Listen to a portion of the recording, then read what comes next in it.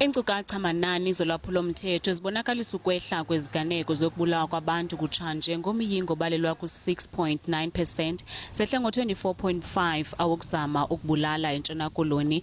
Okuhla kwala manani kubangelwe intsebenziswano phakathi kwamapolisa kunye nesebe lokhuselo loluntu. It is these additional law enforcement officials on the ground working together with the SABC. There's integrated planning and then operations under the command and control of the SABC that has resulted in a reduction in the murder rate in these areas. Nangona kunjalo isekhona imingeni amapolisa ajongene nayo kwiilokishi ezifana neNyanga, Khayelitsha, Philippi neLavender Hill. Ubundlobongela busaqatsele, abahlali bathi basaxhalabile lizinga eliphezulu lolwaphulo-mthetho nangona amanani ehlile kwikota ephelileyo.